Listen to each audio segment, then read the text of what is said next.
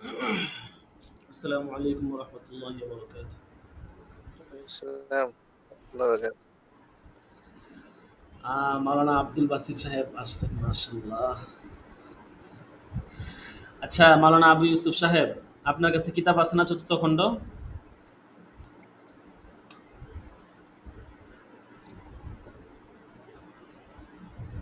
ক্লাসে জয়েন হয়ে মনে হয় ঘুমিয়ে গেছে।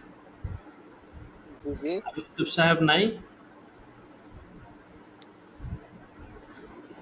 মাওলানা বাসির সাহেব, আপনি চতুর্থ খণ্ড পড়বেন? রিডিং পড়বেন হ্যাঁ, চতুর্থ? হ্যাঁ, জি, জি হুজুর, জি। আচ্ছা, আপনার কাছে তো কিতাব নাই, আছে? না, নাই তো। আচ্ছা, আপনি হোয়াটসঅ্যাপ চেক করেন, আপনাকে কিতাব দিচ্ছি। ঠিক আছে। মাওলানা সাকিবুল ইসলাম সাহেব,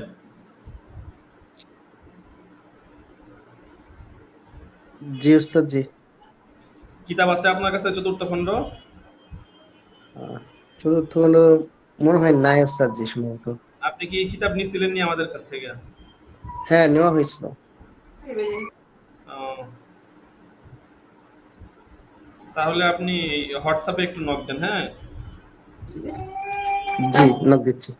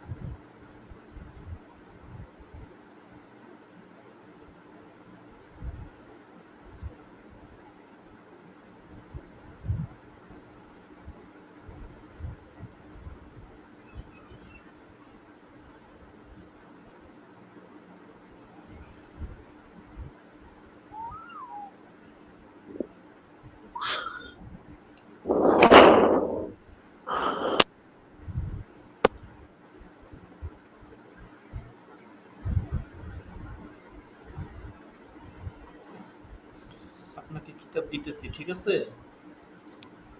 আপনি ওই যে গুগল মিটে আনমিউট করেন না, ঠিক আছে? কথা বললে শুধু মিউট করবেন, মাইক্রোফোন অফ রেখেন।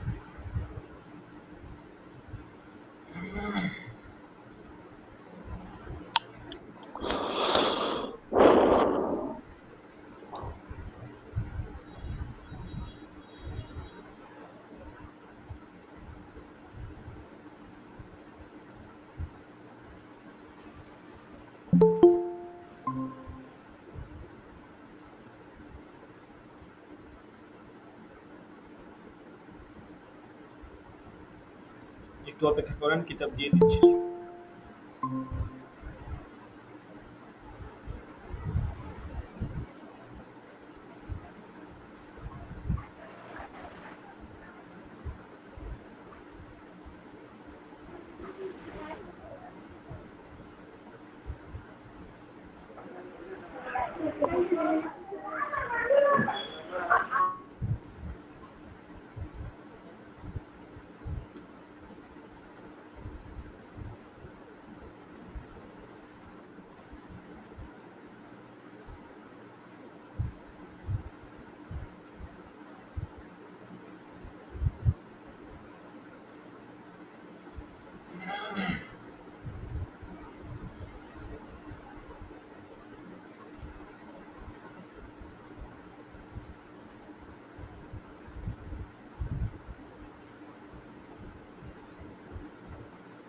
কিতাবটা ডাউনলোড করেন, ডাউনলোড করে খুলেন।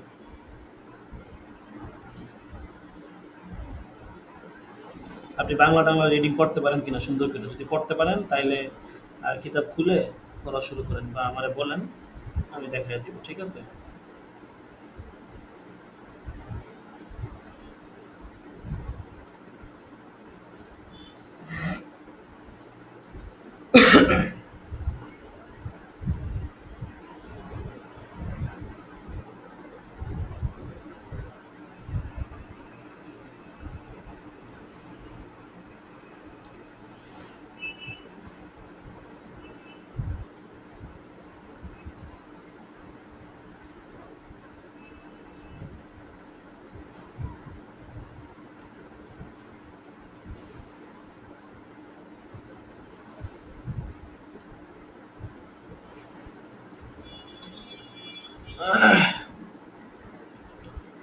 জি, সাকিবুল ইসলাম সাহেব, আপনি কি কিতাব খুলছেন?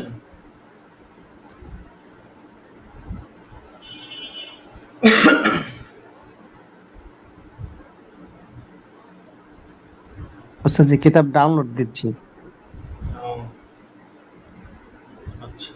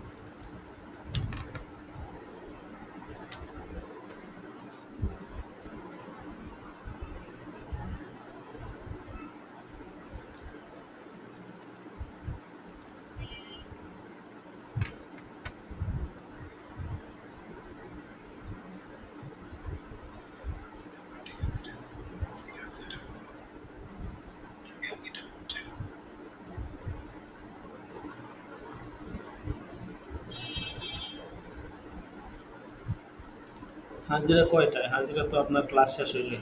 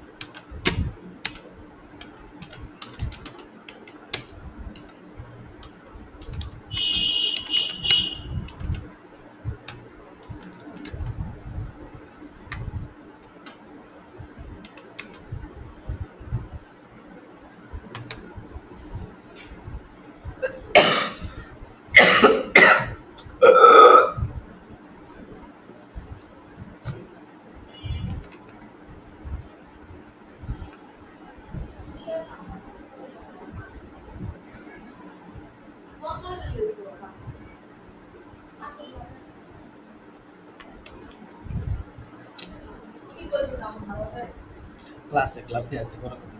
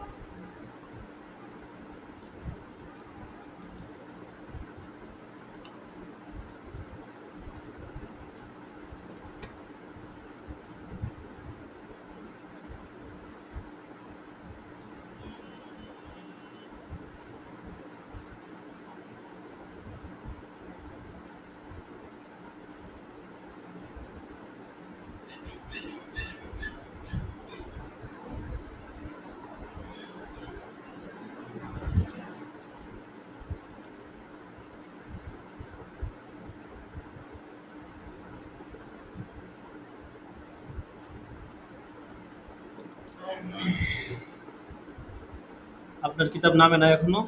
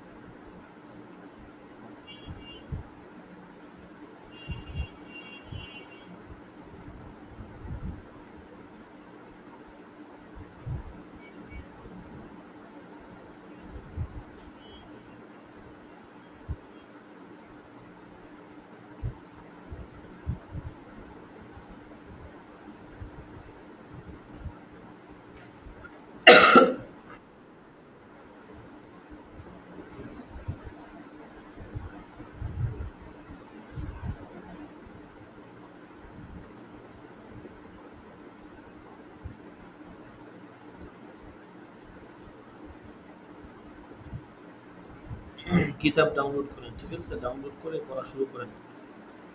আপনার আজকে পড়ার দায়িত্ব।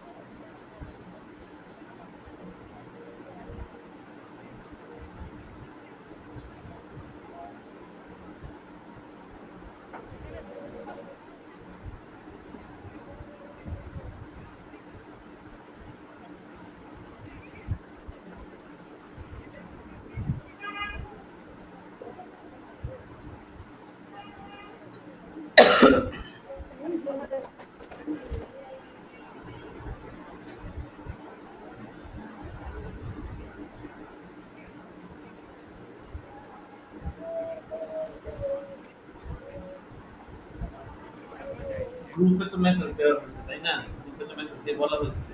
তাছাড়া যেহেতু এখন নতুন করে ক্লাস হচ্ছে অবশ্যই শুরু থেকে যাদের করার দায়িত্ব তারাই তো করবে। সবার আগে তো আপনার নামটা আছে।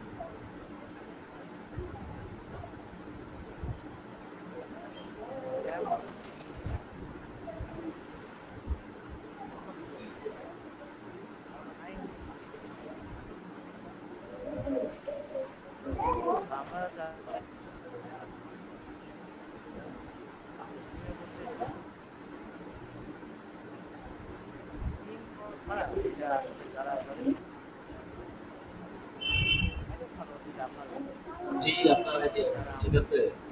আপনি অ্যাক্টিভ। আপনার আগে তেমন কেউ নাই অ্যাক্টিভ।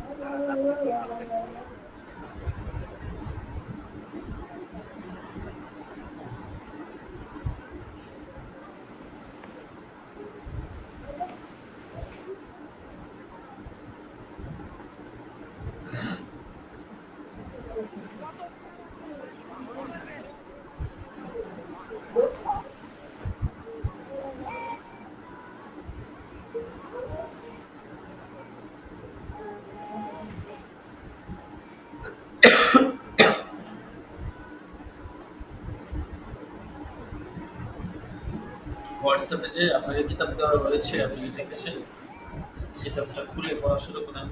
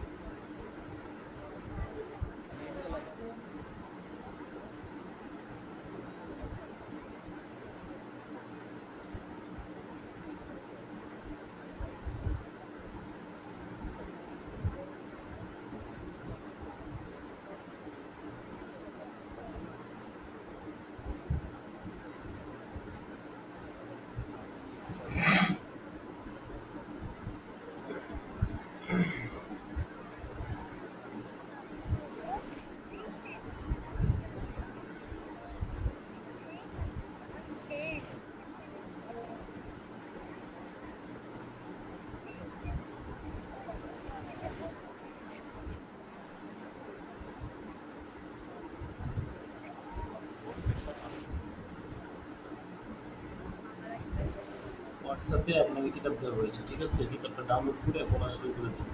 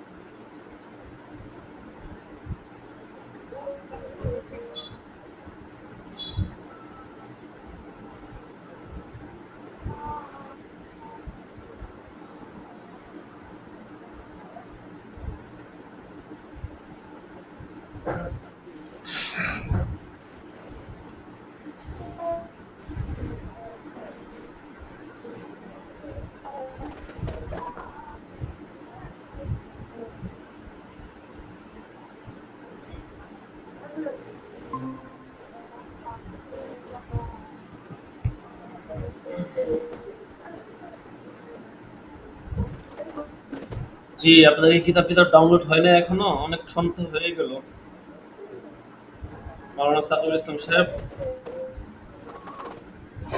আপনাদেরকে তো আমি কিতাব দিয়ে দিছি, হোয়াটসঅ্যাপে কিতাব দিয়ে দিছি সবাইকে, আপনারা যারা আছেন। আপনারা যদি না পড়েন তো কেমনে হবে বলেন?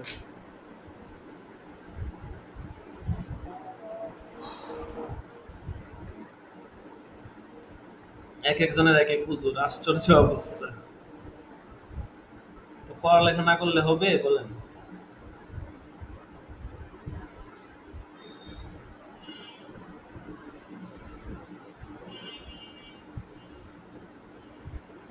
এই কিতাব আপনাদেরকেই পড়তে হবে, এটা ফতুয়া উসমানী দর্শন আপনারা বললে আপনাদের সেই যোগ্যতাটা হবে। ফাইলে জি, ঢুকতে আসসালামু আলাইকুম রহমতুল্লাহ। ওয়ালাইকুম আসসালাম। জি, খুরশিদ আলম সাহেব। জি, ডাউনলোড হলো কিতাব, এই মাত্র হলো, আমি বের যাক, করছি। তাহলে আজকে মনে হয় সূর্য পশ্চিম দিকে উদিত হয়েছে। কিতাবুল শিরকা ওয়াল মুদারাবা, শিরকা তো মুদারাবা, পার্টনারশিপ ও ক্যাপিটালাইজেশন প্রসঙ্গ, এখান থেকে পড়া শুরু করেন। জি, দাঁড়ান। এটা আপনাদেরকে পড়তে হবে। আজকে যে পড়বে পরবর্তীতে আরেকজন পড়বে প্রতি সপ্তাহে, ঠিক আছে? তিনজন তিনজন করে থাকবে। হ্যাঁ, খুলছেন? জি, দাঁড়ান, কিতাবটা নিয়ে আসি। ডাউনলোড দেওয়া হয়েছে।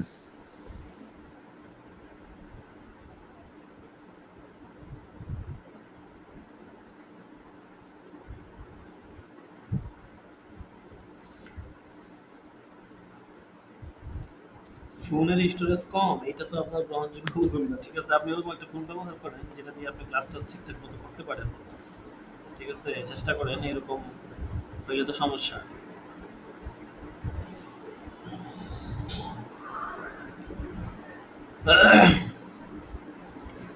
জি, বের করছেন? জি, জি, বের করছি। সূচিপত্র বার। জি, জি, আমি সূচিপত্র দেখতেছি, মতন যাচ্ছি। সূচিপত্র আপনি পৃষ্ঠা নাম্বার বের করেন, তাহলেই তো হবে। পৃষ্ঠা নাম্বার এখানে হচ্ছে আপনার পিডিএফ এর 25 নাম্বার পৃষ্ঠা আর কি। সূচিপত্রের পরে, একদম সূচিপত্রের পরে 26 নাম্বার পৃষ্ঠা, সূচিপত্র পাইছি। 25 নাম্বার পৃষ্ঠা, শিরকতের মধ্যে পাইছেন? জি, জি, জি। জি, জি, হ্যাঁ, পড়েন। এখানে বলা হচ্ছে পড়ানোর পার্সেল লাভ লোকসানের ভিত্তিতে শরিকানা বিধান। মুদারাবায় মুদারিবের জন্য লাভ্যাংশ, একাংশ ও বেতন নির্ধারণের বিধান। প্রশ্ন: আরোপ হলো, আমি কোনো এক ব্যক্তির পুঁজি নিজের ব্যবসায় লাগাচ্ছি। ওই ব্যক্তিকে পুঁজির ভিত্তিতে নয়, বরং লাভ লোকসানের এক বিশেষ অনুপাতের ভিত্তিতে, উদাহরণস্বরূপ 15% লব্ধ অংশ এবং 15% লোকসানের ভিত্তিতে নিজের সাথে ব্যবসা শরিক করেছি। শরীয়তের দৃষ্টিতে এমন করা জায়েজ আছে কি? দ্বিতীয় প্রশ্ন: এক ব্যক্তি শুধু পুঁজি, অপরজনের শুধু শ্রম পুঁজি নেই।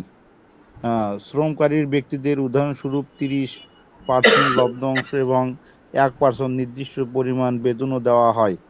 শ্রমদাতা লোকসানের অংশীদার নয়। শরীয়তের দৃষ্টিতে এমন করা যায় আছে কি?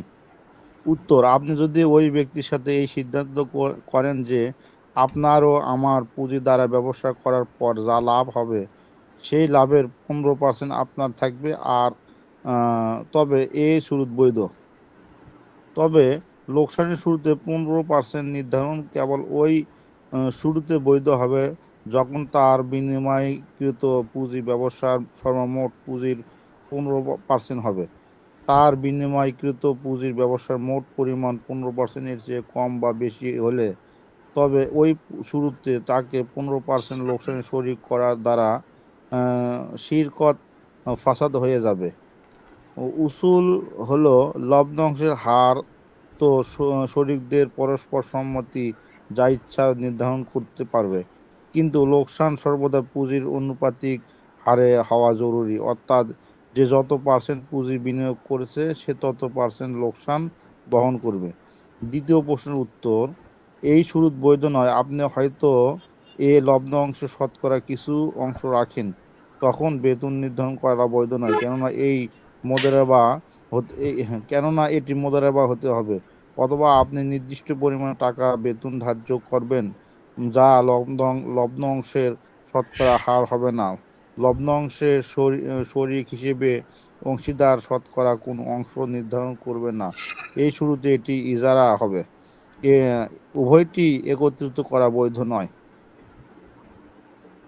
শিরকত ও মোদারেবা সম্পর্কিত কতিপয় গুরুত্বপূর্ণ প্রশ্ন। 1 নম্বর প্রশ্ন, লভ্যাংশের একটি অংশ পরিমাণ পর্যন্ত মোদারেবা সমাপ্ত না করার অঙ্গীকার বিধান। প্রশ্ন জিজ্ঞেস করা হলো, মোদারিবের সাথে রব্বুল মাল ওই চুক্তি করতে পারবে কি না যে 1 লক্ষ টাকা লাভ উপার্জন করা পর্যন্ত মোদারবা সমাপ্ত করার অধিকার রাখবে না। যদি এই চুক্তি করে ফেলে তবে তা পূর্ণ করা আবশ্যক হবে কি না? উত্তর, আপনি যে শর্ত লিখেছেন এর বৈধতা দৃষ্টিগোচর হচ্ছে না, কেননা এটি অনির্দিষ্ট সময় পর্যন্ত মোদারিবের বাধ্য করা সমর্থক, এবং এতে মোটামুটি রব্বুল মালের লভ্যাংশের জিম্মাদারিত্ব রয়েছে। দ্বিতীয় প্রশ্ন, মোদারেবা রহিত করার শুরুতে সমগ্র মাল রব্বুল মালের সমর্পণ করার চুক্তির বিধান। রব্বুল মাল মোদারিবের সাথে এই চুক্তি করতে পারবে কি যে যদি মোদারিবা শেষ হওয়ার ইচ্ছা করে তবে মোদারিব সমগ্র অর্থ রব্বুল মালকে সৌপর্য করবে, রব্বুল মালের স্থানে নিয়ে গিয়ে তা সেটিং করে দিবে। এটি এমন চুক্তি করে ফেলে তাহলে মোদারিবের জন্য এর পদবলি জরুরি কিনা? উত্তর, মুদারাবা রহিত করার ক্ষেত্রে টাকা যদি নগদ হয় তবে মোদারিব তা ফেরত দিতে বাধ্য, নগদ না হলে তা নগদে রূপান্তর করতে বাধ্য। তবে রব্বুল মাল পণ্য ক্রয় করতে চাইলে তা জায়েজ। এই শুরুতে ক্রয় মূল্য লাভ হলেও তার উভয়ের মাঝে বন্টন হবে। পূর্বে থেকে এই শর্ত করা যে রহিত করার সময় মাল রব্বুল মালের নিকট বিক্রয় করতে হবে। মোদারি বা চুক্তিতে এই শর্ত আরোপ করা যায় না। হ্যাঁ, চুক্তি যদি এই শর্ত থেকে মুক্ত হয় এবং পরবর্তীতে মোদারিব ওয়াদা করে তবে তা জায়েজ। অবশ্য মোদারিবা সম্পূর্ণ যদি পূর্ণ আকারে হয়ে লাভ প্রকাশ হয়ে থাকে এবং মোদারিব রব্বুল মালের নিকট এই দাবি করে যে আমি এই মাল ক্রয় করতে চাই, তাহলে রব্বুল মাল অস্বীকার করতে পারবে না। যেমন ইমাম তহাবী রহমতুল্লাহ বলেন, সেটিং এর সত্ত্বে যতদূর সম্পর্ক তা বিকৃত সম্পদের অবস্থার উপর নির্ভরশীল। সম্পদ যদি এমন হয় যেগুলো বাড়িতে নিয়ে গিয়ে সেট করা ব্যবসায়ীদের মাঝে প্রচলিত তবে এই শর্ত বৈধ, অন্যথায় অবৈধ।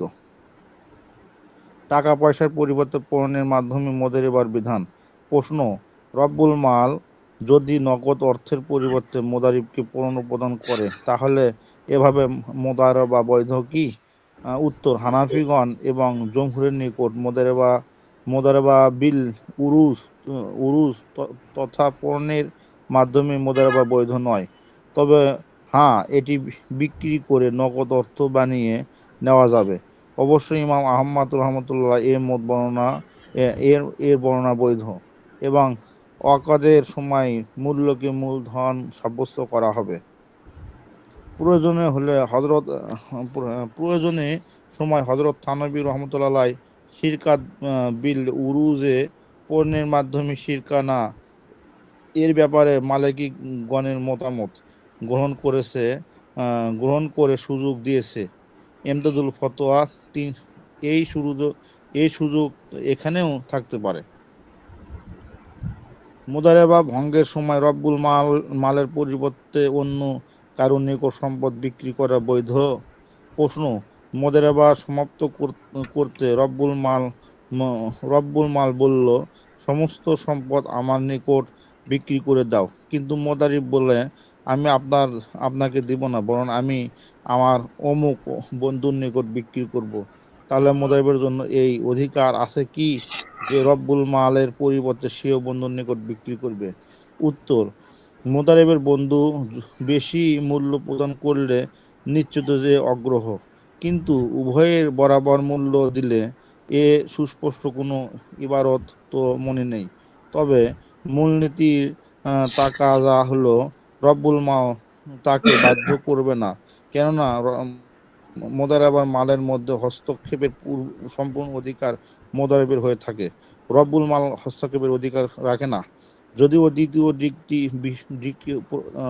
হলো প্রাথমিক দিককে রাকাবা রব্বুল মালের হওয়ার ভিত্তিতে তাকে প্রাধান্য দেওয়া চাই, কিন্তু ব্যহিক এটি কেবল নৈতিক প্রাধান্য বিচারের এর উপর বাধ্য করার কোনো কারণ জানা যায় না।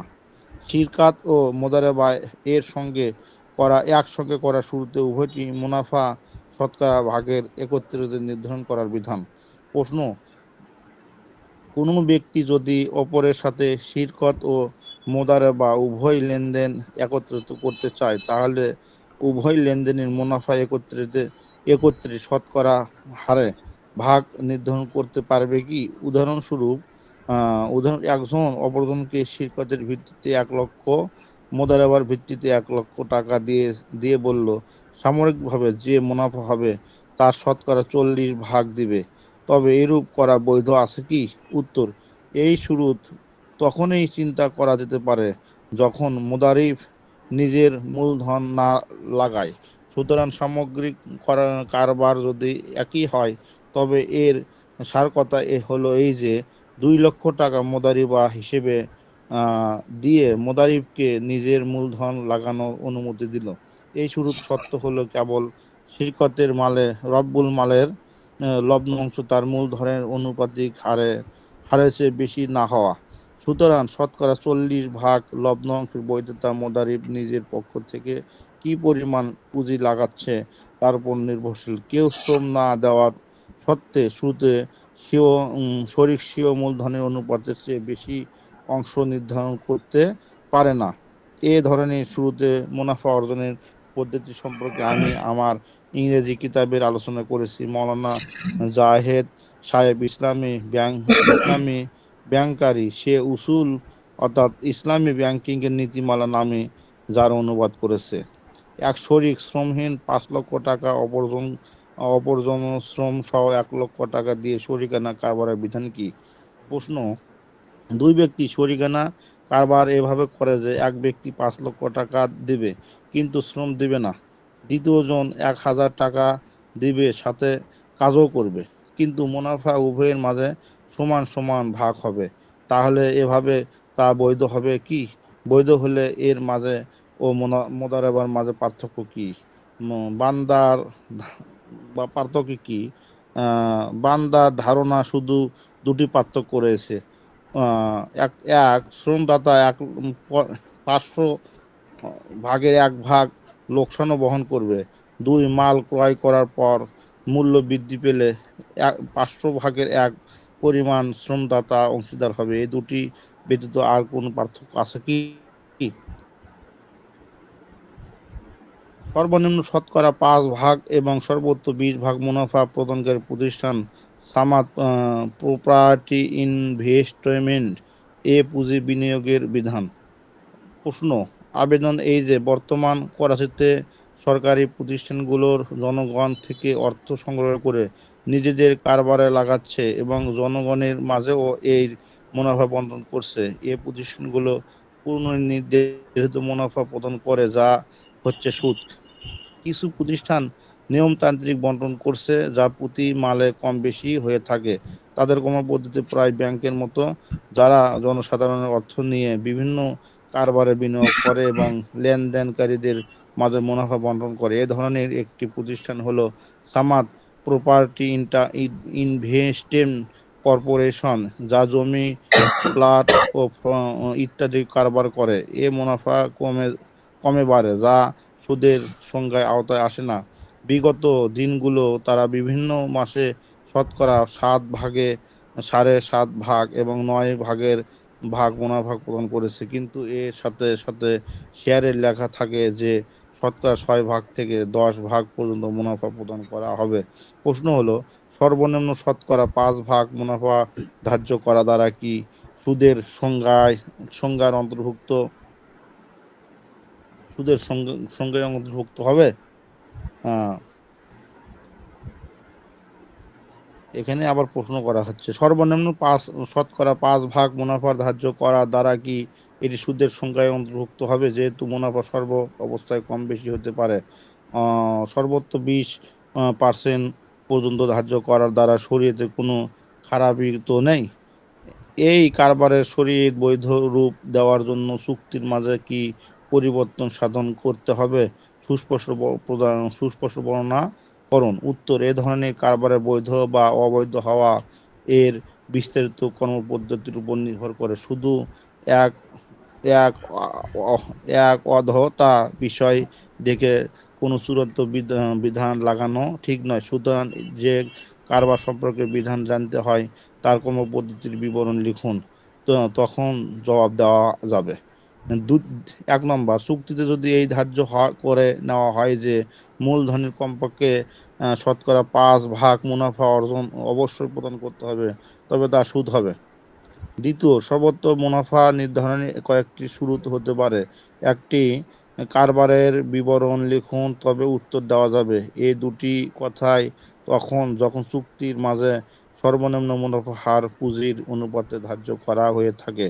কিন্তু চুক্তি যদি এটি হয় যে মুনাফা যাই হোক, সেই মুনাফা শতকরা 5% অথবা 10% প্রদান করতে হবে। আর যদি মুনাফা মোটেও না হয়, তাহলে কিছু প্রদান করা হবে না। কিন্তু সাথে সাথে পুঁজি বিনিয়োগকারীদের কথাও বলে দেওয়া হয়েছে যে সাধারণত এই কারবারের শতকরা 1 ভাগ মুনাফা হবে, তবে এতে সমস্যা নেই। যৌথ ব্যবসায়িক পণ্য বিদেশ থেকে আনানের শুরুতে জাহাজ ডুবে গেলে অংশীদার থেকে ক্ষতিপূরণ গ্রহণের বিধান। প্রশ্ন, আমরা চায়না থেকে একটি পণ্য আমদানি করেছিলাম, তাতে এক সাথীর লাভ লোকসানের সমান সমান অংশীদার ছিল। পণ্য পূর্ণ অর্ডারের পূর্বে টাকা আমরা দিয়েছি, কেননা তার ও আমাদের এ ধরনের যৌথ পণ্য এসে থাকে। কখনো আমরা আনাই, আবার কখনো তিনি আনান। পরবর্তীকালে কখনো আমরা টাকা দিয়ে দেই, আবার কখনো তিনি দেন। সর্বোপরি 10 অথবা 12 বছর যাবৎ কারবারি সম্পর্ক চলে আসছে। আমাদের একে অপরের প্রতি পূর্ণ আস্থা রয়েছে। এই পণ্য যে জাহাজে আসছিল তা আল্লাহর ইচ্ছায় সম্পূর্ণরূপে ডুবে গেল। সুতরাং যে পণ্যের পূর্ণ মূল্য আমরা পরিশোধ করে দিয়েছি, এর অর্থে টাকা আমরা লাভ লোকসানে আমাদের শরিকদার হামিদ সাহেব থেকে গ্রহণ করতে পারবো কি? উত্তর, পণ্যের অর্ডারের পূর্বে যদি শরিকানা এই চুক্তি করে থাকে যে পণ্য আনাতে উভয় পক্ষ সমান সমান পুঁজি বিনিয়োগ করবে এবং লাভ লোকসানের সমান সমান শরিক থাকবে, অতঃপর পরবর্তীকালে এই চুক্তির অধীনেই তার জন্য তার ব্যয় হয়ে তার জন্য তার জানা ও অবগতির জন্য আনানো হয়েছিল, তাহলে এই পণ্য আনাতেই যে অর্থ ব্যয় হয়েছে, আপনার শরীক তার অর্ধেক অংশ আপনাকে দেওয়ার জিম্মাদার। পণ্য চাই উসুল হয়ে থাকুক বা ডুবে গিয়ে থাকুক। আহ, কারবারের অংশগ্রহণের জন্য অর্থ প্রদানের পর মুনাফা পরিবর্তে মাসিক সুদ তলব করার বিধান। প্রশ্ন: 2 বছর আগে পিতা ইন্তিকাল করেছে। ইন্তিকালের সময় তার উপর ঋণ ছিল যা তার কারবার থেকে পরিশোধ করা হচ্ছিল। ইনশাআল্লাহ অল্প কয়েকদিনের মধ্যে সকল ঋণ পরিশোধ হয়ে যাবে। এমন এক ব্যক্তিও রয়েছে যিনি চলতি ব্যবসা তথা পিতার দোকানে 10,000 টাকা বিনিয়োগ করে হাস্যদান করেছে, কিন্তু 2 মাস পর অংশীদার মুনাফা পরিবর্তে সুদের দাবি করে এসেছে। অন্যথা 10,000 টাকা ফেরত চাচ্ছে। তাই বাধ্য হয়ে মাসিক সুদ প্রদান করতে হলো। এভাবে কিছুকাল সুদ প্রদান করা হচ্ছিল, কিন্তু দিন দিন দোকান ঋণগ্রস্ত হতে লাগলো এবং দোকানের ব্যবসা শেষ হয়ে গেল। বাধ্য হয়ে পিতা বিদেশে চলে গেলেন যাতে ওই ব্যক্তির ঋণ পরিশোধ করা যায়। ঋণ পরিশোধের সময় সুদেরও নামে যে টাকা দেওয়া হয়েছে তা বিয়োগ করে ঋণ পরিশোধ করা হবে, নাকি পুরনো টাকা ফেরত দিতে হবে? উত্তর: সুদের অর্থের আদান প্রদান জায়েজ নেই।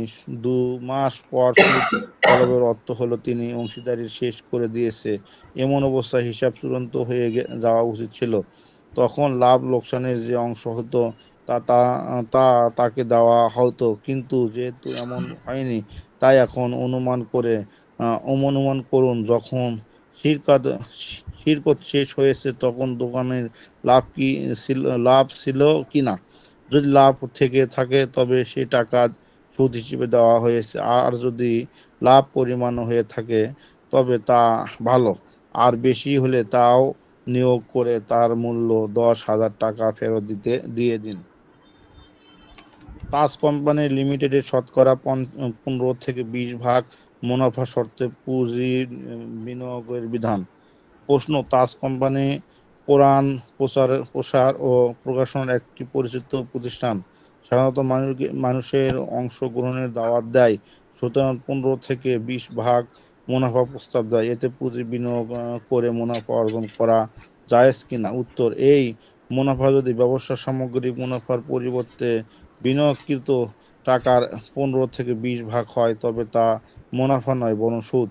এই আদান প্রদান জায়েজ নেই। বৈধ শুধু শুধু এটি যে যে ব্যক্তি যে পরিমাণ টাকা বিনিয়োগ করলো সে কারবারের লাভ লোকসানের উভয়টির অংশীদার হবে, এবং মোট পুঁজির শতকরা যত ভাগ টাকা যে পরিমাণে হয়েছে মুনাফা তত ভাগ সে উসুল হবে। প্রদত্ত টাকার উপর নির্দিষ্ট হারে শতকরা ভাগ উসুল করবে না। ব্যবসা চাই কোরআন হাদিসের প্রসার ও প্রকাশনায় হোক, এর ভিত্তিতে সুদ জায়েজ হতে পারে না। খাবার, রুটি, তরকারি, গোশত, সবজি ইত্যাদি বিভিন্ন জাতের মিলিত হওয়ার শুরুতে বন্টন সমতা জরুরি কিনা? প্রশ্ন: কয়েকজন সাথী নিজেদের খাবারের জন্য টাকা জমা করে তা দ্বারা তরকারি, রুটি ইত্যাদি প্রস্তুত করলো। তরকারি এবং রুটিতেও তাদের প্রত্যেকের সমান সমান টাকা লেগেছে।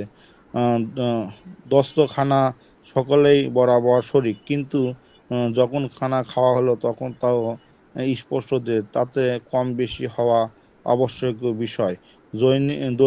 জৈনক আলেম একে জায়েজ বলেছে, বিভিন্ন জাতের হওয়ার কারণে কম বেশি জায়েজ। দ্বিতীয় জনের বক্তব্য হলো, এতে অংশীদারি রয়েছে তাই প্রত্যেক অংশ ভাগ করে পৃথক করা ব্যতীত খাওয়া জায়েজ নয়। ভাগও সামনে সামনে হতে হবে, কেননা প্রতিটি জিনিসের শরিকানা বরাবর রয়েছে। তার প্রমাণ হলো এই যে, তাই এখানে একটা ইবারত আছে। তাই হয়তো প্রথমে প্রত্যেক অংশ পৃথক করে দিতে হবে। সকালে তরকারি বরাবর রুটি বরাবর, অথবা রুটির পরিবর্তে তরকারি বেশি দিবে, অথবা তরকারির পরিবর্তে রুটি সকলের সন্তুষ্টি এ ধরনের অংশীদারিত্ব পার্থক্য করে নিলে তা সই হবে। আর তা জটিল বিষয়, তাই এই অংশীদারিত্বে খাবারই রয়েছে। উপরের ভিন্ন দু জাতে কম বেশি জায়েজ আছে, তবে এটি হলো বন্টনের মূলনীতি। যা এখানে পাওয়া যায়নি, তাই এটি জায়েজ নেই। এজন্য এমন করা যেতে পারে যে এই সকল সাথী এক ব্যক্তিকে টাকা দিয়ে দিবে এবং সে তাদের সবাইকে নিজের পক্ষ থেকে দাওয়াত করবে। প্রথম শুরুতে জায়েজ হওয়ার বিষয়টি সুস্পষ্ট করে দিল। প্রশ্ন: যেহেতু রুটি, তরকারি, গোশত ও শাকসবজি ইত্যাদি ভিন্ন ভিন্ন পণ্য, তাই সুদ থেকে বাঁচার জন্য সমতা জরুরি নয়, বরং পরস্পর সন্তুষ্টিতে কম বেশি করা জায়েজ। সুতরাং সকলে যখন বসে খানা খেলো, তখন প্রত্যেকেই সে পরিমাণ খাচ্ছে, তাই তার অংশ ধরে নেওয়া হবে। শর্ত হলো সকল অংশীদার রাজি থাকা। সুতরাং তখন কোনো সমস্যা নেই। অবশ্যই ভাবে যদি কেবল একটিও এমন বস্তু ক্রয় করা হয় যা জরুরি বা কাইলি হয়, তাহলে তাবাজা হলো এই বন্টন সমতা জরুরি হবে। অতএব হয়তো একসাথে ভিন্ন জাতের কোনো জিনিস শামিল করে নিল। যেমন কুরবানের গোশতের ব্যাপারে ফকিহগণ লিখেছেন, অথবা সকলে মিলে এক ব্যক্তিকে নিজ নিজ টাকার মালিক বানিয়ে দিবে। সে নিজের জন্য ওই জিনিস কিনে নেবে, অতঃপর সে খুশিতে সকলকে দাওয়াত করবে। যেমনটি প্রশ্ন লেখা আছে, কিন্তু ইমাম বুখারী রহমতুল্লাহ কিতাবুস সিরকাতে এ ধরনের অংশীদারিকে নাহুদ সাব্যস্ত করেছে এবং নববী যুগে এর একটি দৃষ্টান্ত পেশ করেছে। তিনি বলেন,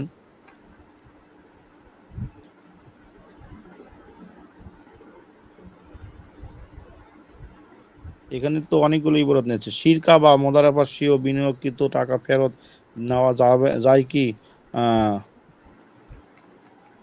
বিবরণ: প্রশ্নকারী পূর্বেই প্রশ্ন দারুল ইফতা ওয়াল ইসরা পাঠিয়েছে, সেখান থেকে জনাব উসুল করে হযরত ওয়ালা দামাত বারাকাত এর খেদমতে পেশ করেছে।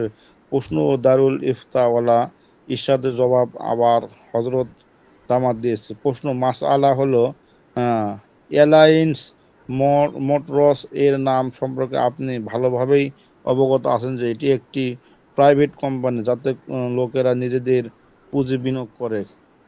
কোম্পানির পক্ষ থেকে তাদেরকে প্রতি মাসে অর্জিত মুনাফা শতকরা 40% প্রদান করা হয়। আমি কোম্পানির নিয়োগপ্রাপ্ত প্রতিনিধি কোম্পানির মূলনীতি অনুসারে লোকদের থেকে পুঁজি উসুল করে কোম্পানিকে পৌঁছে দেই। কোম্পানির মূলনীতির মধ্য থেকে একটি মূলনীতি এটিও যে পুঁজি বিনিয়োগকারী যদি নিজের জমাকৃত টাকা কোম্পানি থেকে ফেরত দিতে চায়, তবে তার 1 মাস পূর্বে নোটিশ দিতে হবে, আর সেই 1 মাসের মুনাফা পুঁজি নিয়োগকারী পায় না।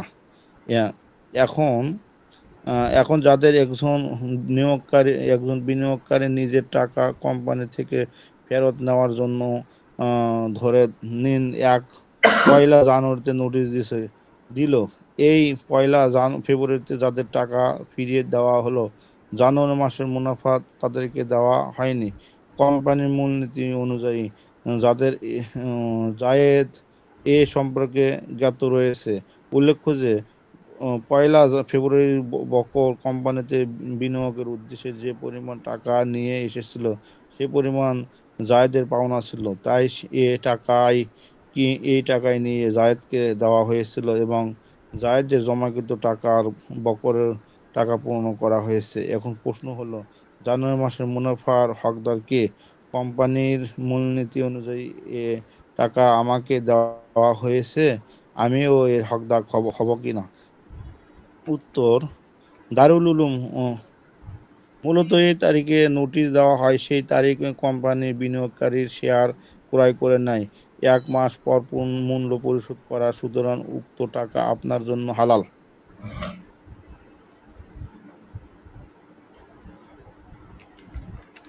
পিতা কর্তৃক শুরু করা কারবারের পিতার জন্য ছেলের অংশ নির্ধারণ করা এবং তাতে কম বেশি করার অধিকার রয়েছে। প্রশ্ন: ওলামায়ে দ্বীন মাদ্রাসার ব্যাপারে কি বলেছে যে আমাদের পিতা আব্দুল্লাহর 4 ছেলে, জায়েদ, হারেস, বকর, খালেদ। জায়েদ তার পিতার সাথে দোকানে কাজ করে। পিতার সাথে কাজ করার সময় প্রায় 11 বছর হয়ে গেল। তখন জায়েদ নিজ প্রচেষ্টায় একটি দোকান ভাড়া নিল। পিতা ভিন্ন দোকানে কাজ শুরু করলেন এবং আল্লাহর হুকুমে আরো একটি কারবার শুরু হলো। এই কারবার ট্রান্সপোর্টের কারবার। রাতে শুরু হয়, রাত 8টায় দোকান বন্ধ করে গ্যারেজ, বাস মেরামত ইত্যাদির কাজ। আনুমানিক 3 বছর পর ওই কাজ বন্ধ করে দিল, কেননা এতে লসের আশঙ্কাই ছিল। ইতিমধ্যে জায়েদের বিবাহ হলো। বিবাহেরও 9 মাস পর আইনগত কিছু কাজের জন্য ঘটনাক্রমে পিতার দোকান এবং জায়েদের দোকানের পার্টনার প্রশ- বানানোর প্রশ্ন আহ, দেখা দিল। পিতা দোকানের 4 ভাইয়ের 4 4 আনা অংশ ধার্য হলো। জায়েদের 7 আনা, বকর, হারেস, খালেদ 3 3 আনা ধার্য হলো, কেননা পিতা জায়েদকে কাজের জন্য টাকা দিয়েছিলেন আর জায়েদ 3 রাত শ্রম দিয়েছিল।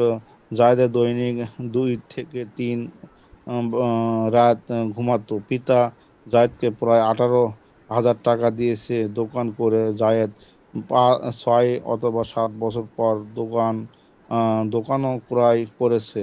1975 সালে পিতা হজের উদ্দেশ্যে গমন করলেন। যাওয়ার পূর্বে ওসিয়তনামা লিখলেন। লেখার সময় নিজের দোকানের পূর্বসূরি জায়েদ, বকর, হারেস ও খালেদকে 4,4 আনার অংশীদার ধার্য করেছে। অতএব অতঃপর বললেন, জায়েদের দোকানের সকলকে 4 4 আনা দেওয়া হবে। জায়েদ পিতাকে স্মরণ করিয়ে দিল, আপনি প্রথমে জায়েদের দোকানে জায়েদকে 7 আনা এবং করিমকে 7 আনা এবং অন্যদেরকে 3 3 আনা প্রাপক ধার্য করেছেন। জায়েদের দাবি জায়েদের জায়েদের পিতা স্মরণ করে দিল, আপনি প্রথমে জায়েদের দোকান থেকে 7 আনা এবং 3 3 আনা ধার্য করেছেন। জায়েদের দাবির কারণে আহ, অন্যদের 3 3 আনা প্রাপক ধার্য হয়েছে। জায়েদের দাবির কারণে জায়েদকে 7 আনার অংশীদার মেনে নিলেন। হজ থেকে আসার পর জায়েদের দোকানের পুনরায় পার্টনার বানানোর জন্য নতুন চুক্তি লেখা হলো। তখন পিতা বললেন, জায়েদের জন্য 7 আনার পরিবর্তে 4 আনা ধার্য করা হোক। জায়েদ তার পিতাকে স্মরণ করে দিল এবং স্বীয় মাতাকে সকল অবস্থা সম্পর্কে অবহিত করলো। মা বললেন, পিতার সাথে কথা বলবেন। মা কথাবার্তার পর বললেন, আমি তোমার পিতাকে একবার রাজি করেছি যে তুমি 6 আনা নিয়ে নাও। জায়েদ বলল, দুবার লিখিত চুক্তি করার পরও 6 আনার কারণ কি? আমাকে 7 আনা দেওয়া হোক। 6 আনা 7 আনা মাসালায় বিষয়টি 1-1.5 বছর পর্যন্ত আলোচনাধীন থাকে। আবার একবারও 6 আনার 7 আনা ব্যাপারে কথা হলো। তখন পিতা 6 আনা ছেড়ে বলতে লাগলেন, জায়েদকে তার দোকানে 4 আনা দেওয়া হবে। জায়েদ তার মাকে আবারও অবহিত করল, আপনি বলেছিলেন বাবা 6 আনা দিতে চায়, কিন্তু তিনি তো আবার 4 আনার কথা বলছে। মা বলল, তিনি পুনরায় কথা বলবেন। মা 8 দিন পর উত্তর দিলেন, আমি কথা বলেছি, তোমার 6 আনা দেওয়া হবে। আমি মাকে বললাম, আপনি আমার বাবাকে বলুন আমাকে 7 আনা দেওয়া হোক এবং আমার পক্ষ থেকে তাকে কিছু প্রস্তাব পেশও করুন। 1, আপনি যদি জায়েদকে তার দোকান থেকে 7 আনা দিতে না চান, তাহলে আজ পর্যন্ত হিসাব করে তাকে তার দোকান থেকে 3 আনা দিয়ে দিন। আগামী আগামীতে তাকে তার দোকান থেকে সকলের সমান অংশ দিবেন। জায়েদের কোনো আপত্তি থাকবে না। অথচ জায়েদের কোনো ভাই কিছুই না দিতে চাইলে কেউ কিছু বলতে পারে না। দোকান জায়েদ ক্রয় করেছে, দোকান সহ সকল কারবার জায়েদের নামে, কিন্তু জায়েদ স্বীয় ওয়াদা থেকে ফিরে যেতে চায় না। পিতার সাথে মা 8 দিন পূর্বে যে কথা বলেছিল জায়েদকে 6 আনা দেওয়া হোক, এ কথার উপর আবার হঠাৎ বললেন না, জায়েদকে 4 আনা দেওয়া হোক। কারণ বর্ণনা করলেন যে যদি জায়েদকে 7 আনা দিয়ে দেই তাহলে তা হারেস, বকর ও খালেদ থেকে বেঈমানি হবে। জায়েদের পিতাকে তো এ কথা বলে না যে আপনি আপনার দোকান থেকে 7 আনা দিন। জায়েদ তো কেবল নিজ উপার্জিত টাকা থেকে 7 আনা পাচ্ছে, যা পিতা হুবহু ওয়াদা মোতাবেক তিনি 1973 সালে ওয়াদা করেছিলেন। পরবর্তী মাসে 75 সালে পুনরায় নবায়ন করেছেন। অনুরূপপূর্বক বলুন, এমন করলে কি পিতার শরীয়তের দৃষ্টিতে বেঈমানিতে লিপ্ত হবেন, নাকি জায়েদকে তার অধিকার দিবেন মাত্র? জায়েদের এই হারেসের বয়স 27, সে কেবল 1.5 বা 2 বছর কাজ করছে। বকর 8 বছর, বকর 8 অথবা 9 বছর কাজ করছে, তার বয়স 20 বছর। খালেদ 3.5 বছর কাজ করছে, তার বয়স 18 বছর। জায়েদের বয়স 33 বছর, 22 বছর কাজ করেছে। তার এক মেয়ে, 2 ছেলে, 6 বছর, 5 বছর এবং 4 বছর বয়সে। জায়েদের জীবনের সিংহভাগ সময় পিতার সাথে অতিবাহিত করেছে। সে কোনো কাজে বেইমানি করতো না। এই জন্য এই জন্য আপনার নিকট এই মাসালা লিখেছেন, যাতে সে হকের দিক নির্দেশনা পায় এবং কোনো বিষয় ভুলে হলেও যেন নিজের ভুল শুধরাতে পারে। অন্যথায় এই ফতোয়া আরো তার সামনে পেশ করে সিদ্ধান্তের উপর ছেড়ে দিন। জায়েদের মতামতে ইসলাম ওয়াদা পূরণ করা আবশ্যক করেছে। উত্তর: জায়েদের পিতা যদি জায়েদের ব্যবসার জন্য টাকা দেওয়ার সময় এই সিদ্ধান্ত থাকে যে কারবারে 7 আনা জায়েদকে এবং 3 আনা তার অন্য ভাইদের হবে, তাহলে তার উপর এই নির্ধারিত চুক্তির প্রাবন্ধ্যে আবশ্যক। এর বিপরীত করা কিছুতে জায়েজ হবে না। অবশ্য প্রশ্ন থেকে থাকে যে পরিত্যক্ত হয় যে শুরুতে জায়েদের দোকানে জায়েদ এই কাজ করত, এরপর অন্য ভাইয়েরাও কাজে শরিক হয়ে থাকে। যদিও অবস্থা এমনই হয়, তাহলে 7 আনার চুক্তিতে প্রাবন্ধিত তখন পর্যন্ত আবশ্যক হয়ে থাকবে। তখন পর্যন্ত জায়েদ একাকী কাজ করতে থাকে, আর সে তারিখ অন্য কোনো ভাই কাজে শরিক হলো ওই তারিখ থেকে পিতার জন্য নতুন চুক্তি করার অধিকার রয়েছে, যাতে জায়েদের অংশ কমিয়ে আনার শ্রমদাতা ভাইদের অংশ বৃদ্ধি করতে পারে। আর যদি শুরু থেকে সকল ভাই কাজে শরিক থাকে, তাহলে অথবা 7 আনার চুক্তির সময় থেকে শরিক ছিল, তবে প্রশ্ন লিখে এই শুরুতেই মাসআলা পুনরায় জিজ্ঞেস করে নিন। অতঃপর এই কাজটি অবশ্যই সাথে পাঠাবেন। শিকারদের মাঝে উভয় পক্ষের জন্য পৃথক পৃথক মাল নির্দিষ্ট করে তার উপর লাভ লোকসানের অর্জনের বিশেষ শুরুতের বিধান।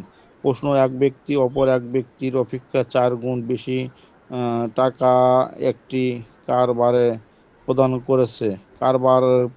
কারবারের ধরন এবং ধরন এরূপ যে প্রথম ব্যক্তি যার 4 গুণ টাকা সে মাল ক্রয় করে দ্বিতীয় জনকে দেয়। দ্বিতীয় ব্যক্তির টাকা হলো প্রথম ব্যক্তির তুলনায় 1/4 অংশ।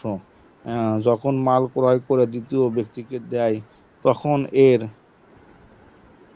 উপর শতকরা 5 ভাগ হিসেবে লাভ নির্ধারণ করে এবং এরপর প্রথম ও দ্বিতীয় ব্যক্তির মাঝে মুনাফা লাভ করা হয়। প্রথম ব্যক্তির শতকরা 3 ভাগ এবং দ্বিতীয় ব্যক্তির শতকরা 2 ভাগ মুনাফা ওই মাল থেকে অর্জন করে। এই শুরুতে প্রথম ব্যক্তির দায়মুক্ত হয়ে যায় এবং দ্বিতীয় ব্যক্তির লাভ হোক বা লস হোক, তারপরও দ্বিতীয় ব্যক্তি মাল একত্রিত করে প্রথম ব্যক্তিকে দেয় এবং সে মাল নেয়। অতঃপর ওই পদ্ধতিতে মুনাফা আরোপ করে এবং মুনাফা উভয়ের মাঝে বণ্টন করা। শরীয়তের দৃষ্টিতে এই কারবার বৈধ কিনা?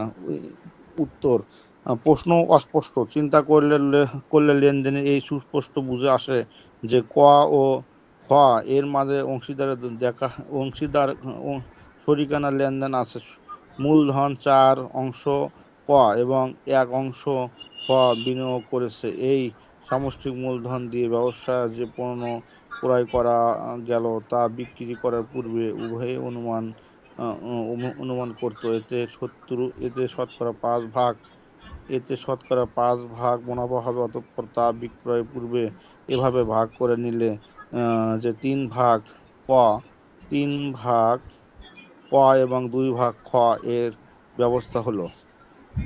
ক নিজে 3 ভাগ উসুল করে পণ্য বিক্রয় করে, খ এর নিকট শোপন করে। মুনাফা বেশি হলেও তার, লস হলেও তার। যদি লেনদেনের সুদ এটি হয় তা যা উপরে লেখা হলো, তবে এই সুদ নাজায়েজ। এজন্যই যে এতে ক এর 3 ভাগের মুনাফা অর্জিত হয় আর খ এর মুনাফা সন্দেহপূর্ণ। লেনদেনের এভাবে করা জরুরি যে বিক্রয়ের পূর্বে মুনাফা অর্জন করা লেনদেন করার পরিবর্তে উদাহরণস্বরূপ এই সিদ্ধান্ত করে নেন যে এই পণ্য বিক্রি করে তা থেকে যে পণ্য অর্জন করা হবে তা 1/4 খ এর এবং 3/4 ক এর হবে।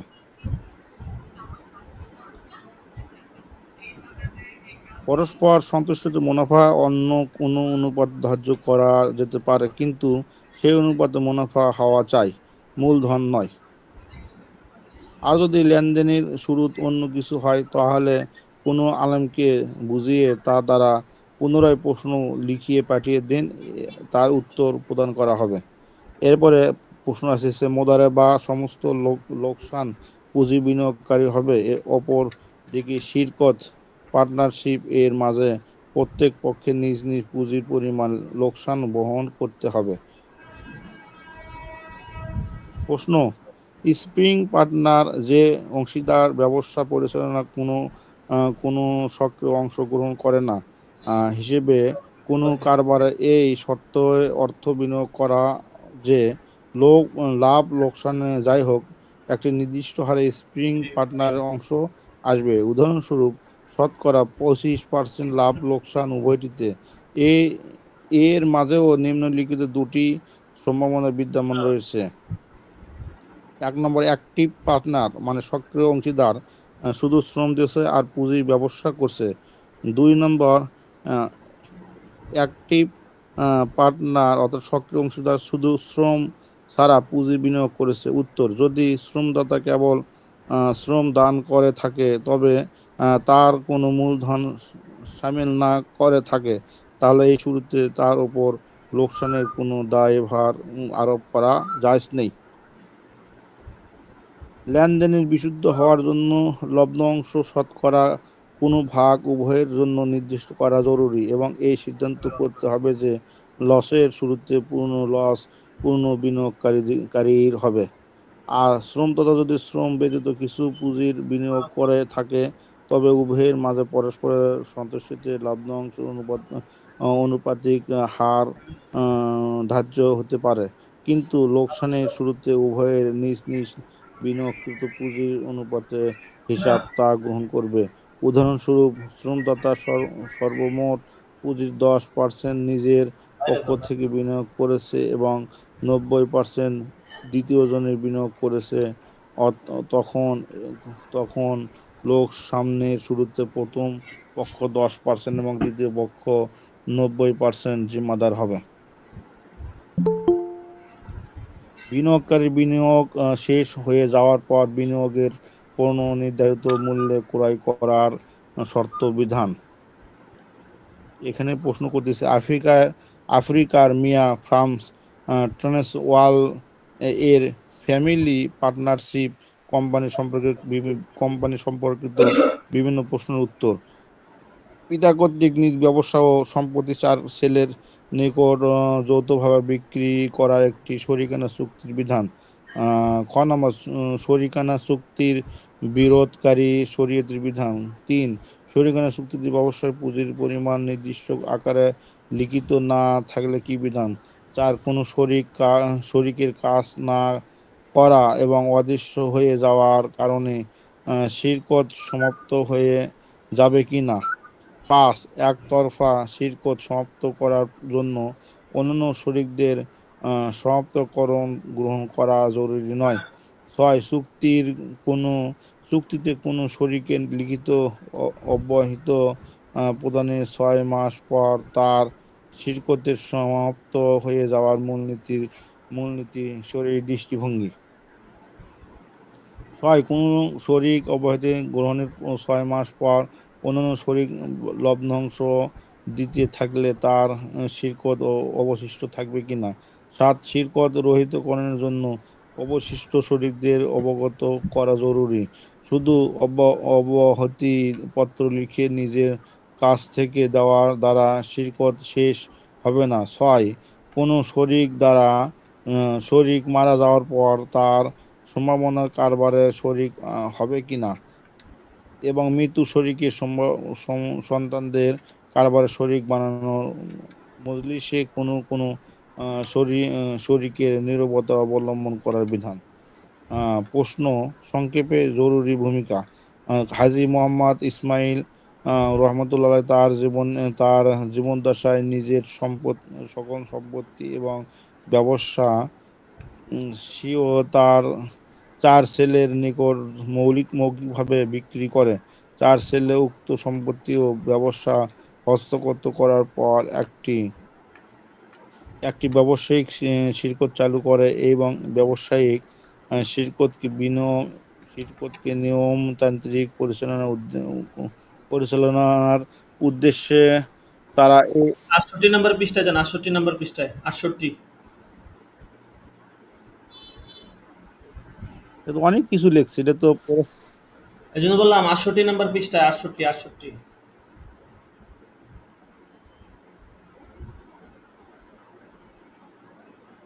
দাঁড়ান, 61, 62, 63।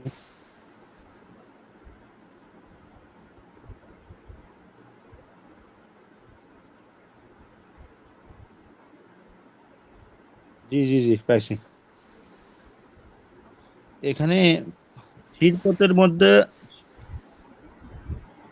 এক শরীকের ইন্তিকালের পর শিরকত যায়। প্রশ্ন, যাদের জায়েদ ও বকর বরাবর শরীকানা একটি কারবার রয়েছে, কারবার চালু হয়ে গেল, কিছুকাল পর হঠাৎ জায়েদের মৃত্যু হয়ে যায়। মরহুম তার উত্তরাধিকারের মধ্যে এক স্ত্রী, 3 নাবালক সন্তান, যাদের মধ্য থেকে একজন 2 ছেলে রয়েছে এবং একজন 2 ভাই রেখে গেল। এখন এই কথা বর্ণনা করুন যে জায়েদের শিরকতেই কারবারের অবশিষ্ট রয়েছে নাকি শেষ হয়ে গেছে। যদি শেষ হয়ে গিয়ে থাকে তবে মৃত্যু জায়েদের অংশ তখন কার হাওলায় করা হবে। স্ত্রী বলে, আমার দিয়ে দাও। সুতরাং শরীয়ত বিধান সম্পর্কে অবগত করুন। আবার যদি স্ত্রী ও সন্তানদের সদস্যদের এই সম্পদ শরী অংশ অনুযায়ী ভাগ করে প্রত্যেক অংশ তার হাওলাদার করে নেওয়া হয় এবং সন্তানদের অংশ মায়ের নিকট রেখে দেওয়া হয়, তাহলে এইরূপ হতে পারে।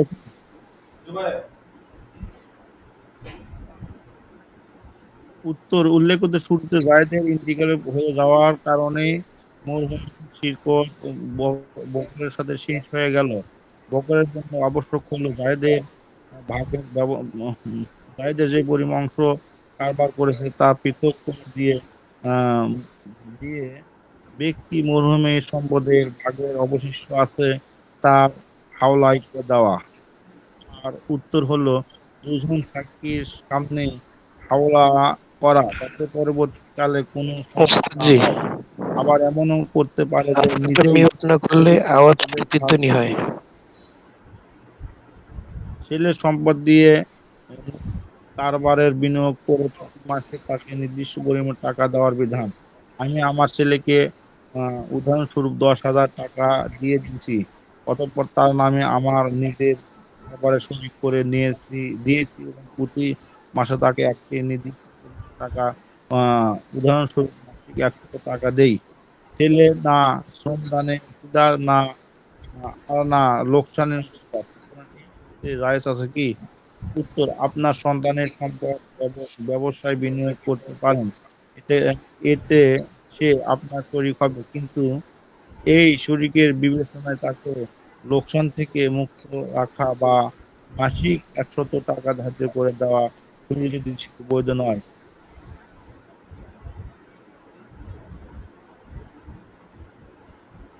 তা আমার এই ফোনে একটু হচ্ছে, কথা ডবল আসতেছে, বুঝতে পারতেছি না। আমি কি লিভলি আবার একটু জয়েন দেবো?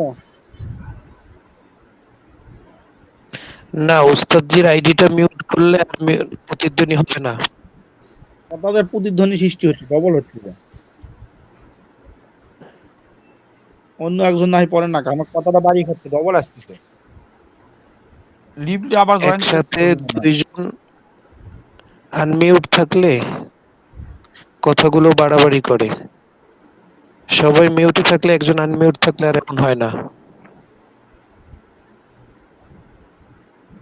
কথাটা বাড়ি হচ্ছে, ডবল। আচ্ছা পড়ি, দেখা যাচ্ছে। এই প্রশ্নের উত্তরে আসতেছে, আপনার সন্তানের সম্পদ ব্যবসায় বিনিয়োগ করতে পারেন, এতে কোনো আপনার শরীর হবে, কিন্তু এই শরীরের বিবেচনা তাকে লোকসান থেকে মুক্ত করা, এটা তো বললামই। এরপর আছে কিতাবুল বুয়ু, ক্রয় বিক্রয় প্রসঙ্গে। এখানে বিক্রয় ও ভাড়ার লেনদেনে একত্রিত করার বিধান। জায়েদ নিজের ঘুমন্ত একটি উট বাচ্চা সহকারে বকরের নিকট 17 টাকায় বিক্রি করে। ওই সময় জায়েদ বকরের সাথে জমি ভাড়ায় লেনদেন করে 40 কানায় জমি। সুতরাং 17 কানায় আখের আখের মূল্য 1400 টাকা, আর অবশিষ্ট জমির সমানে ভাড়া 1300 ধার্য হলো। 2 নম্বর, উভয়ের মাঝে এই সকল লেনদেন 4,400 টাকা হলো। তার মধ্যে বকর 1,000 নগদ প্রদান করলো, 1400 টাকা 15/4/1977 এবং 2,000 টাকা 4/7/1978 দেওয়ার ওয়াদা করেছে। এই জায়েদের বরাবর অর্থ আর্থিক ভিত্তিতে আমরকে জমি বর্গা দিয়েছে, এই অংশে জায়েদ প্রদান করবে। আহ, কথা খালি বাড়িয়ে আসছে। আচ্ছা অন্য একজন পড়েন, আমার এখানে কথা আসছে বারে বারে। ভাইজান, আপনার ওইটা না, আবার ওখানেই হয়। আচ্ছা, কারণ কিতাবুল বই থেকে আমাদের কথা তো এখন কি ডবল হচ্ছে? কিতাবুল বই থেকে আগামী ক্লাসে হবে, ঠিক আছে? জি ইনশাল্লাহ। আগামী ক্লাসে যারা আছেন শুরুর দিকে তারা পড়বেন, দেরি করবেন না। যদি দেরি করেন তাহলে তো আপনাদেরই দেরি হবে। আজকে আগে 10টা 40 আমার 10টা আরো বেশি বাঁচত, ঠিক আছে? 11:30 বেজে যেত। শুরুতে আধা ঘন্টা অযথা নষ্ট হয়েছে।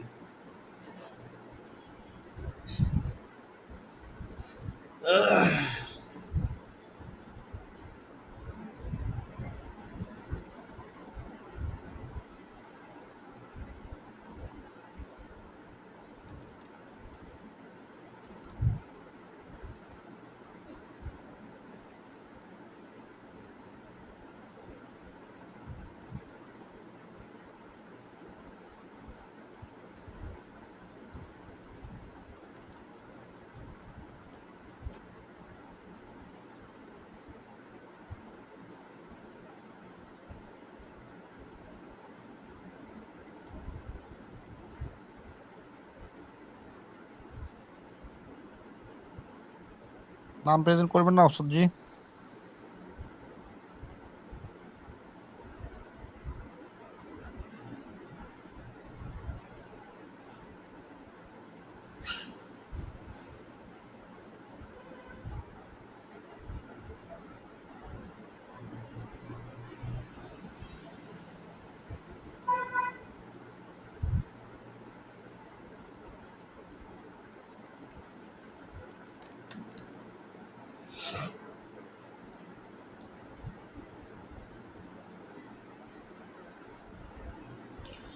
আচ্ছা, হাজিরা টাকা হচ্ছে, হাজিরা দিয়ে দিব।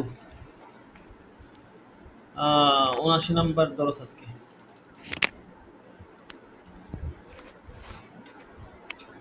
মুস্তাহিদ আল আদনান আছেন? খুরশেদ আলম, লাব্বাইক। আবু ইউসুফ, লাব্বাইক উস্তাদ জি আছে। সাকিবুল ইসলাম, লাব্বাইক আছে উস্তাদ জি। শাহাদাত হুসাইন, মাহাদি হাসান, লাব্বাইক উস্তাদ জি, লাব্বাইক। ২১ নাম্বার আব্দুর রহমান সিরাজ,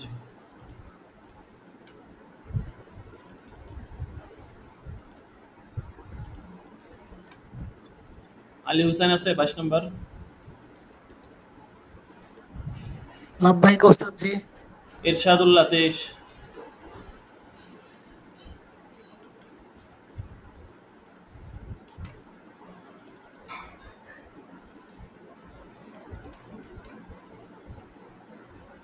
মাসুম বিল্লাহ ২৪ নাম্বার, আল আমিন ২৯ নাম্বার দাখিলা। লাভবাহিক ওস্তাদ জি। আপনারা যদি হাজিরা দিয়ে চলে যান তাহলে তো আলোচনা করব কিভাবে?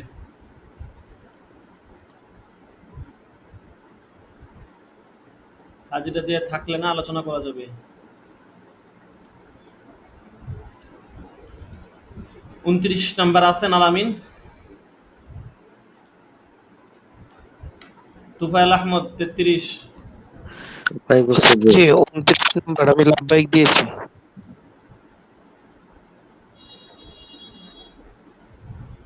তুফাইল আহমদ নাই না? লাব্বাইক উস্তাদ জি। ৩৫ নাম্বার আল আমিন,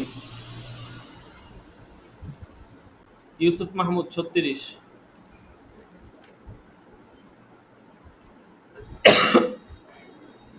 মনিরুল ইসলাম ৩৯, হজরত আলী আছে? নাই।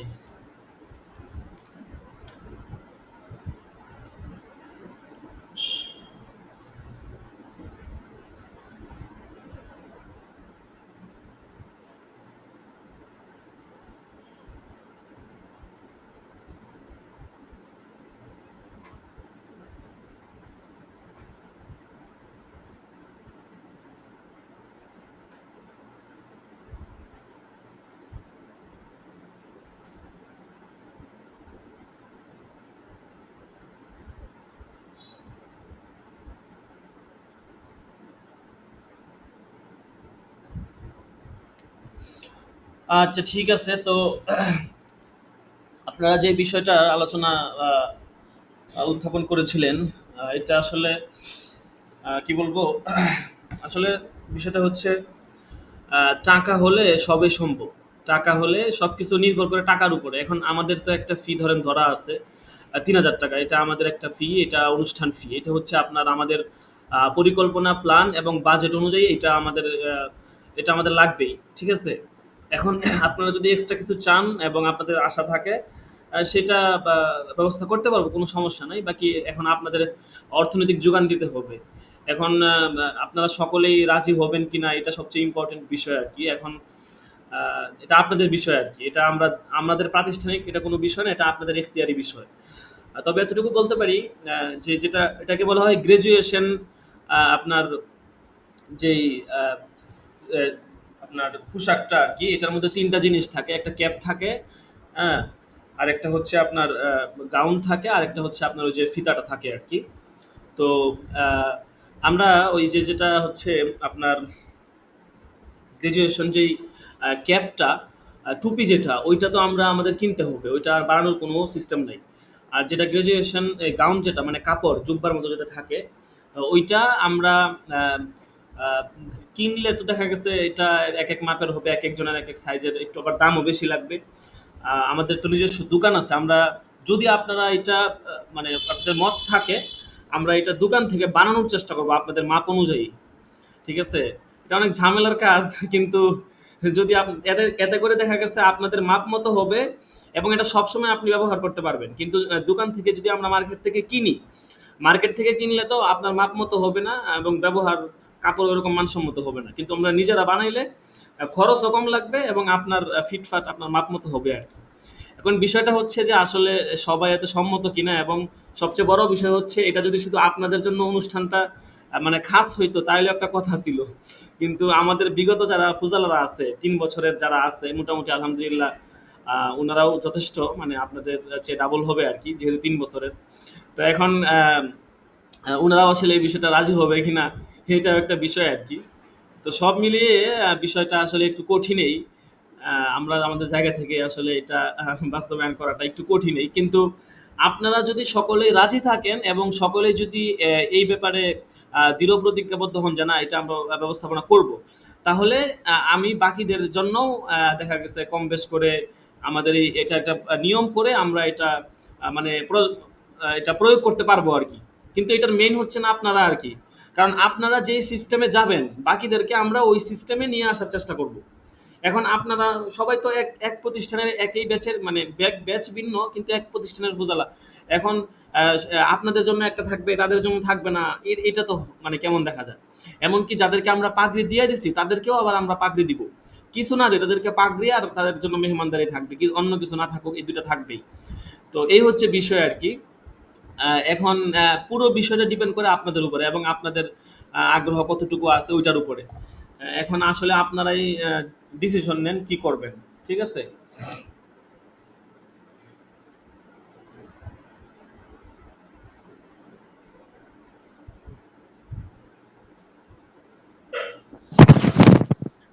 ওস্তাদজি, জি বলেন।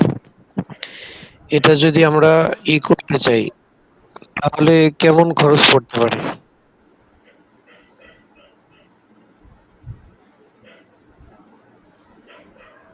খরচ বলতে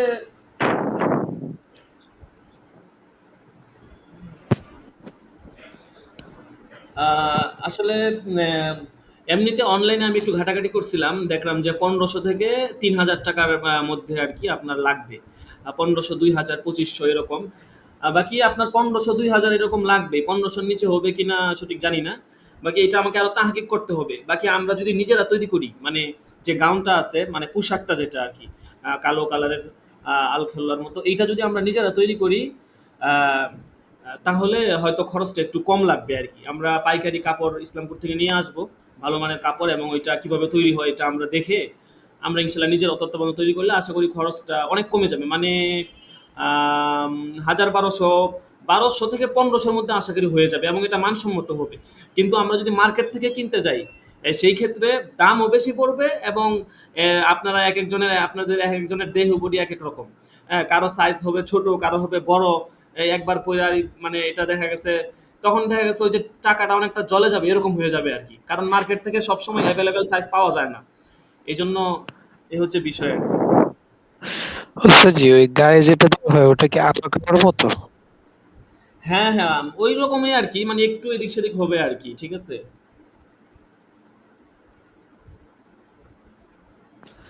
ও আচ্ছা। এখন এখানে অনেকেই নেই, মাত্র আমরা ৪-৫ জনে আছি। যে ক্লাসে তো অনেকেই নাই। এটাই তো, এখন এটা হচ্ছে আপনাদের মধ্যে থেকে এক দুইজন জিম্মাদার হয়ে তারপরে হচ্ছে আপনারা বাকিদেরকে এই বিষয়ে রাজি করাতে পারেন কিনা। কারণ এমনিতে আমাদের অনুষ্ঠান ফি ৩,০০০ টাকা, সেটা আপনাদেরকে পে করতেই হবে, ইচ্ছা অনিচ্ছা তো আনকারহান। হ্যাঁ, এখন কিন্তু তার মাঝখানে যদি আবার আপনারা এইটার আবদার করেন সেটা তো আপনাদের বিষয়। এখন সবাই রাজি হবে কিনা সেটা সবচেয়ে ইম্পর্টেন্ট বিষয় আর কি। বাকি আমাদের পক্ষ থেকে কোনো নিষেধাজ্ঞা নাই। সবচেয়ে দুঃখের বিষয় হলো ওস্তাদজি, যে কোনো একটা বিষয় গ্রুপে জিজ্ঞেস করা হইলে হাতে গোনা ২-৪ জন ছাড়া কেউ কোনো মন্তব্য জানায় না। হ্যাঁ, জানাই না, এক একজনের এক এক দিক থাকে, বুঝতে পারছেন না? স্টুডেন্টের মধ্যে তো মনে করেন যে মেন্টালিটির অভাব নাই, ঠিক আছে? এই হচ্ছে বিষয়। একমত না হইলেও তো বলবে যে না একটা সমস্যা, হ্যাঁ, এটাও কথা। কিন্তু কিছু বলে না।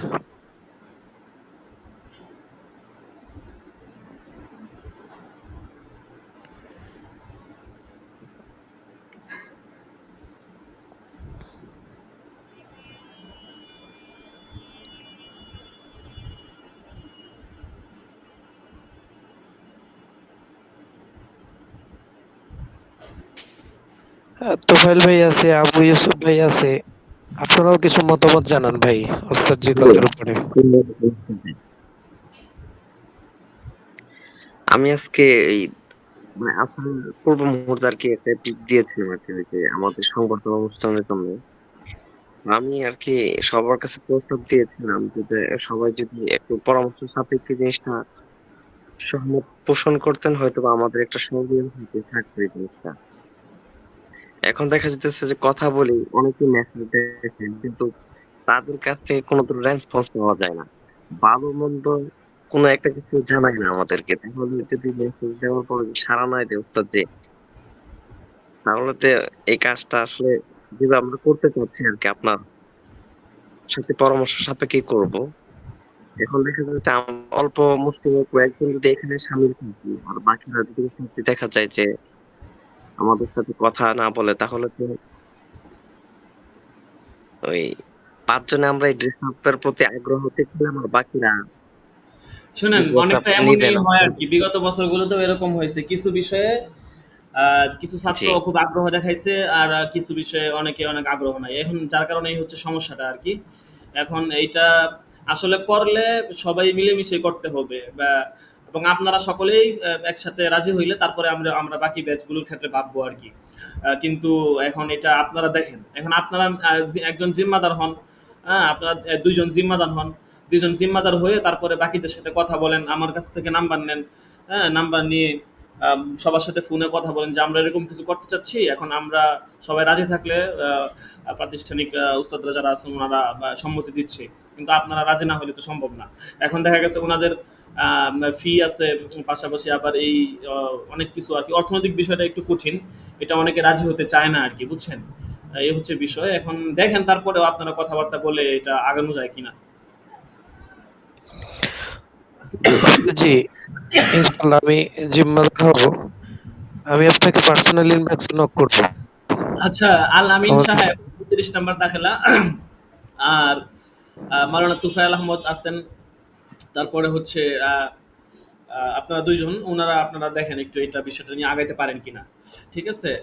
আহ, আসলে অত বেশি খরচ হবে না, হয়তো ১২০০-র মধ্যে হলেও করলে আশা করি ভালো হবে আর কি। এটা সবসময় কাজে লাগবে, ব্যবহার করতে পারবেন। যদি ওই সিস্টেমে আমরা তৈরি করি তাইলে তো সবসময় ব্যবহার করতে পারবেন আর কি। জি ওস্তাদ জি। আর এটা তো অনেক সময় দেখা যাচ্ছে ওই যে কলেজ ভার্সিটির দেখতে খুব সুন্দর লাগে, একটা স্মরণীয় বিষয় হয়ে থাকবে। তবে আমরা চাচ্ছিলাম যে টাকা পয়সা তো আল্লাহ তালা যতদিন দুনিয়াতে রাখবে, আল্লাহ তালা ব্যবস্থা সবাই করে যদি দিবেন, আপনার, কিন্তু শুনেন মাওলানা সাহেব, সবাই যদি আপনার মতো করে বুঝতো তাইলে তো ভালোই হইতো। হ্যাঁ, স্টুডেন্ট কত রকমের সেটা আপনারা নিজেরাও ভালো করে জানেন। তো মাঝে মধ্যে মাশাল্লাহ আপনাদের জি মেন্টালিটিটা খুব ভালো। সবাই তো আর আপনার মতো বুঝলে তাহলে তো মনে করেন আমাদের কোনো কথাই বলা লাগতো না। হ্যাঁ, সবাই আসলে ওইরকম বুঝে না, বুঝছেন? কারো কাছ থেকে ৫ টাকা বের হইতেও ১০০০ বার ভাবা লাগে। ঠিক আছে, আজকে বলছে বেতন দিবে, ২ সপ্তাহ ৩ সপ্তাহ ১ মাস হয়ে যায়, বেতন দেওয়ার খবর নাই। এই হচ্ছে বিষয় আর কি। তো এখন দেখেন তারপরে আপনারা চেষ্টা করলে আশা করি সবাই সাড়া দিবে। প্রয়োজনে আমার কাছ থেকে ফোন নাম্বার আপনি সংগ্রহ করেন, সকলকে ব্যক্তিগতভাবে ফোন দিয়ে দেখেন তাশকিল করতে পারেন কিনা। হুম। জি জি, ইনশাল্লাহ তাহলে আমরা চেষ্টা করে দেখি। আপনারা চেষ্টা করেন। আপনাদের আর সময় কম। এই আপনাদেরকে ওই যে ৫০০ সর্বোচ্চ সপ্তাহখানেক সময় দেওয়া যাবে। কারণ এটা তৈরি করতে তো সময় লাগবে। ঠিক আছে? জি জি হ্যাঁ, এখন জি দেখেন আপনারা যদি, বললাম না, আপনারা ১ম ব্যাচরা যদি ৪র্থ ব্যাচরা যদি রাজি হন, তাহলে আমি বাকিদেরকে সহজে রাজি করাতে পারবো। বাকি ৩ ব্যাচকে দেখা গেছে একটা বুঝবাজ দিয়ে যে না আপনারা, বা যদি না নেন তাহলে তো কিছু করার নাই। কিন্তু ওনারা সবাই একসাথে থাকবে। আপনি তো এক প্রতিষ্ঠানের হয়ে আপনি না করলেন। রাজি করানো সহজ হবে। কিন্তু আপনারা আগে রাজি হইতে হবে। আপনারা সকলেই সম্মত হওয়া লাগবে। সবকিছু ডিপেন্ড করে আপনাদের উপরে। কারণ আপনারা যেই তরিকায় যেভাবে যাবেন বাকিদেরকে ওই তরিকায় নিতে হবে। জি তো ঠিক আছে, আপনারা ২ জন আপনারা একটু জিম্মাদারির সাথে দেখেন এই বিষয়টা নিয়ে আগানো যায় কিনা। আশা করি ভালো হবে অনেক। ঠিক আছে? আ সকলের জি জি ব্যক্তিগতভাবে সকলের মতামত নেন। ব্যক্তিগতভাবে সকলকে নক দেন। নক দিয়ে সকলের মতামত নেন। দেখেন কতজন। যদি মনে করেন যে আমাদের ১৮ জন স্টুডেন্ট বা ১৭ জন, এর মধ্যে থেকে যদি ১২ জনে রাজি, ৪-৫ জন একটু এদিক সেদিক করছে, তাহলে এইটা ব্যাপার না। এটা আমরা জি করে ফেলবো। ঠিক আছে? জি, আচ্ছা ইনশাল্লাহ ঠিক ওস্তাদ জি, আছে। তাহলে যোগাযোগ করবো। হ্যাঁ, হ্যাঁ, ইনশাআল্লাহ গ্রুপে দেখেন। আচ্ছা ঠিক আছে। আসসালামু আলাইকুম ওয়া রাহমাতুল্লাহি ওয়া বারাকাতুহু। ওয়ালাইকুম আসসালাম।